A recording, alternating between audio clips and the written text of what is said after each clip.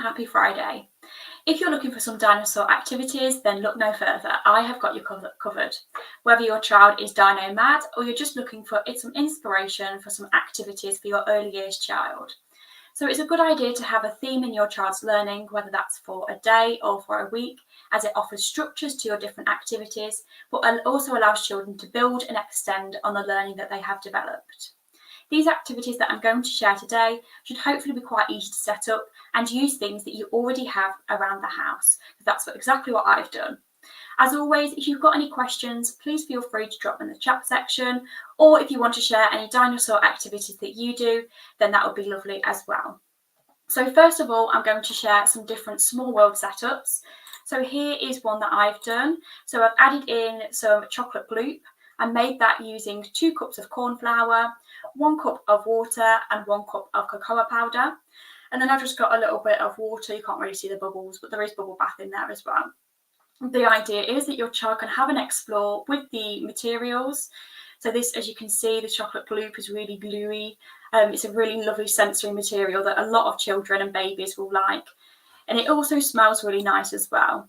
You could encourage your child to add in some storylines to their play, or simply just explore with the different materials. They could have a go at making their dinosaur walk around the different materials to make little foot patterns as well.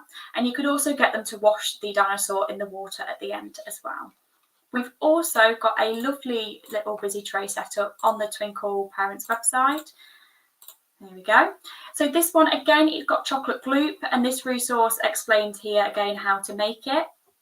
It's also got some cereal around the edge for like a little path or sand, and it's got plants as lettuce leaves, and it's got some broccoli for some trees as well. So this is also an excellent activity if your child is starting weaning, because they could have a little taste of the foods. Using a tray like this one is an excellent idea because little children and babies can also sit inside as well, although they might get a little bit messy. Depends how brave you're feeling. So this resource also explains here some different ideas on how you could extend the play further by using different key vocabulary and words, and also different things like adding in some numbers and some other different ideas as well. So I'm now going to talk about some different art activities. So this one here, I've made a super cute little dinosaur. All I've used is a paper plate and some cardboard tubes for the bottom, although you don't necessarily have to use the cardboard tubes. So the other half of the cardboard plate I've just used to cut out these shapes. So you could do that for your little one, and then they could have a go at sticking the resources to the paper plate to make their very own dinosaur. Or if your child's a little bit older, kind of end of nursery or in reception, you might challenge them to make their own dinosaur to support their creativity and imagination skills a little bit further as well. So the cardboard tubes are a really good idea because the dinosaur actually stands up. So if you haven't got any dinosaurs for your small world play, you could add in these and they could use them as the prop that they use as well. Next, if you haven't got any paint, I've got you covered. Because if you've got some spices, then you've also got some child-friendly paint. So here I've simply added in some different bits of spices. I think I've got turmeric, cumin and paprika. The idea is that you provide like a little bowl and a paintbrush, and your child can have an explore with decorating the piece of paper.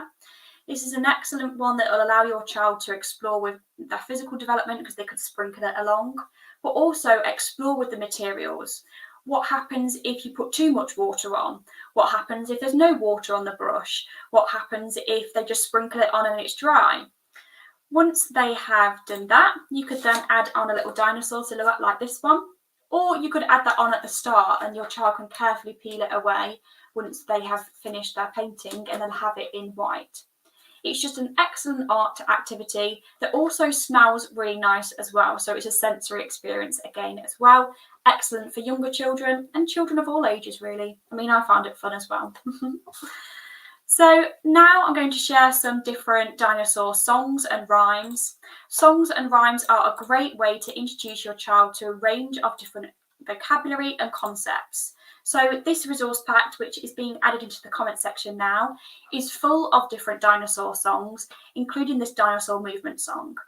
It's sung to the tune of Here We Go Round the Mulberry Bush. Just be warned, it might get stuck in your head if you sing it a couple of times. But this is a really nice one because it encourages your child to do different actions to represent some different dinosaurs. So not only is that supporting your child's physical development, but it also supports their understanding of different dinosaurs as well. And it'll also get them moving around to burn off some of that energy that they've got. The next one here is like a maths one to support their maths development. And here again, it's different movements but sung into the song of If You're Happy and You Know It. So just a lovely idea to get your child singing, and we know the benefit that nursery rhymes can have and singing different songs. Ooh, there we go. Next, I'm going to share some different maths ideas. So here I've printed out some dinosaur claws that have got numbers on, and I've just covered them with hot chocolate powder. You could use cocoa powder as well. Again, this smells absolutely lovely, but it looks a little bit like dirt. So your child could use their finger and hands to reveal the numbers, or they could have a go at using a paintbrush. Once your child is a little bit older, maybe kind of 3, 4, 5, you could also encourage them to have a go at writing the written numerals underneath. If your child is younger and they're not recognising these written numerals yet, you could also add on some different coloured circles or shapes so that they can physically count how many that is representing. For older children, again, you could encourage them to add on the correct amount of dinosaurs to represent that number on the claw print. You could also use these in a different way. You could put them on the floor for your child to jump across, or you could even add them onto your small world activity tray. And as the dinosaur kind of goes along it, they can tell you what number that is showing you. Next, I'm going to share a really useful activity pack. Again, that's being added to the comments section now. So some of these activities in this booklet are useful for early years children, and some are useful for older children. So if you've got an older child as well, these will be useful because things like labelling and like word searches. But for early years, if your child's in reception, this one more, one less is really useful. You could again use those claw prints again, but put them into a number line sequence, and they could use those to help them to figure out one more and one less if they're still at the early stages of learning that skill. And here, appropriate for children and adults of all ages, is some pizza, some dinosaur pizza toast. So it's an excellent idea to use this in your dinosaur day or in the week, and you can get your child to help make them as well, which is a great way to support their listening skills and, of course, really tasty.